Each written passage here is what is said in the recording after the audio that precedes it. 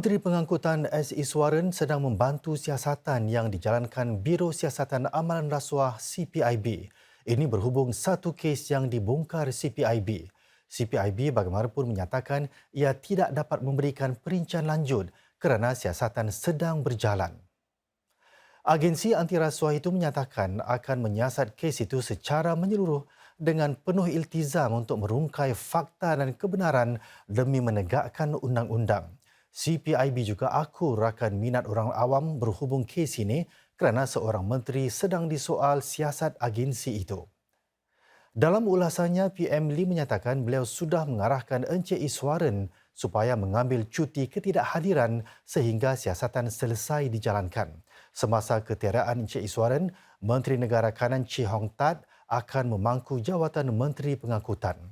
PM Lee menambah beliau diberi taklimat oleh CPIB pada Rabu 5 Julai yang meminta persetujuan beliau untuk memulakan siasatan rasmi. PM Lee memberi lampu hijau sehari kemudian, iaitu pada Khamis 6 Julai.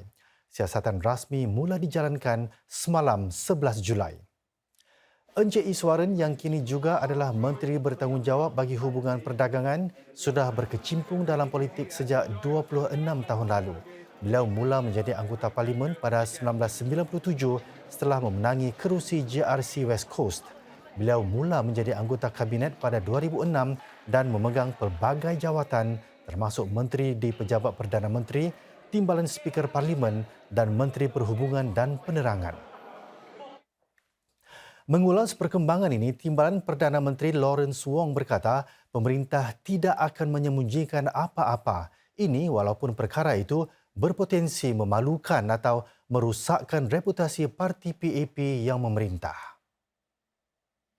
So we will maintain a tough zero tolerance stance against corruption.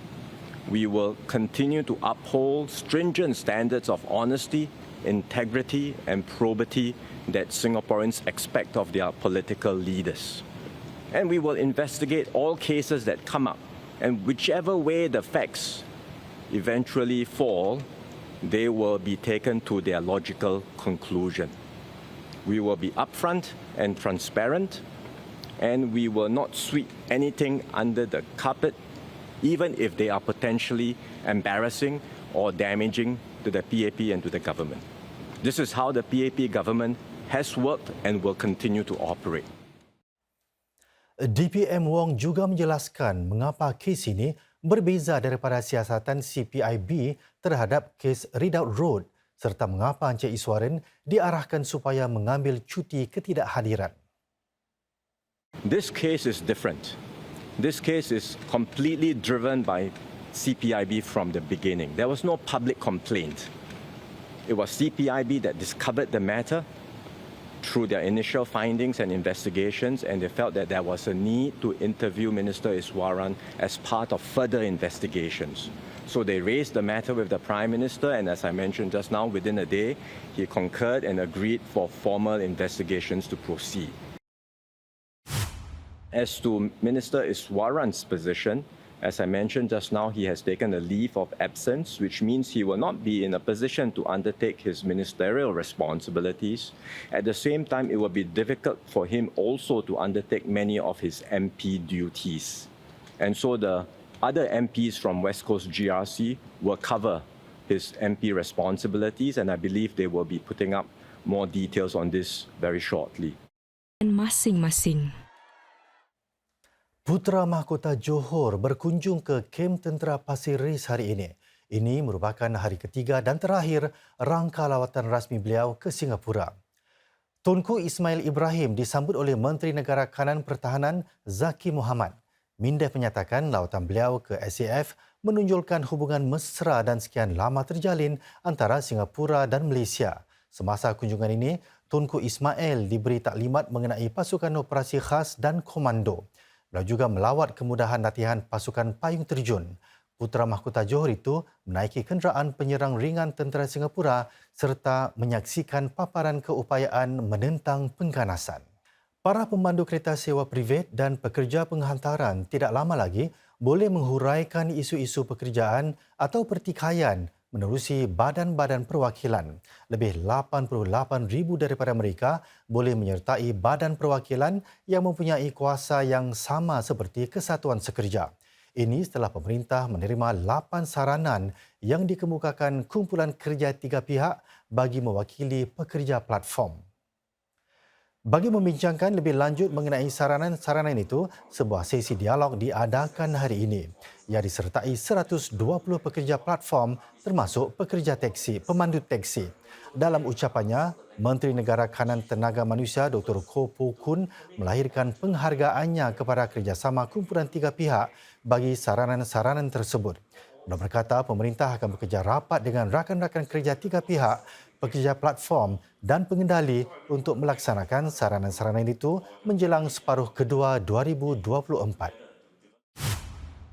The government accepts the TWG's recommendations because the recommendations actually create a win-win framework for both platform operators and platform workers. So with representative bodies, platform workers can better negotiate for your interests, and platform operators will also benefit from clear processes and rules for negotiation and more efficient dispute management, so as to preserve the harmonious relationship between the operators and the workers.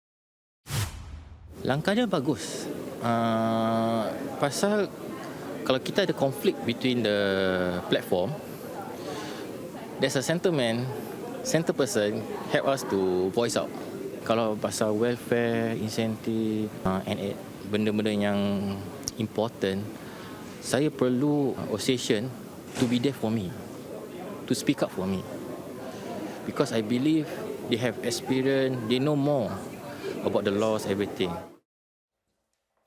Jurulatih pasukan bola sepak kebangsaan bawah 22 tahun, Philip Au, meletak jawatan. Ini hanya 2 bulan selepas Singapura gagal memenangi sebarang perlawanannya dan kalah teruk 0-7 di tangan Malaysia dalam Sukan C di Kemboja. Pengumuman beliau dibuat selepas Persatuan Bola Sepak Singapura menjalankan simakan dalaman. Penolong jurulatih pasukan kebangsaan Nazri Nasir akan menggantikan Au sebagai ketua jurulatih pasukan Young Lions. Nazri akan bertanggungjawab bagi kelayakan Piala Asia bawah 23 tahun itu pada September. FAS mengumumkan baru-baru ini bahawa pasukan itu tidak akan bertanding dalam Sukan Asia Hangzhou akhir tahun ini. Tiket-tiket bagi sambutan Hari Kebangsaan di kawasan kejiranan kebanyakannya akan diberikan secara elektronik.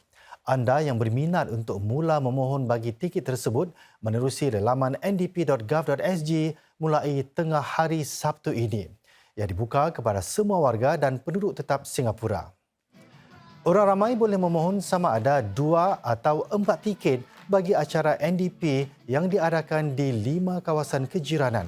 Tiket akan diperuntukkan berdasarkan yang dahulu didahulukan. Pemohon yang berjaya akan menerima e-tiket masing-masing dalam tempoh 3 hari bekerja. Bagi yang mempunyai kesukaran untuk memohon tiket secara online, mereka boleh cuba mendapatkannya di 7 kelab Safra yang menyediakan jumlah terhad tiket tersebut.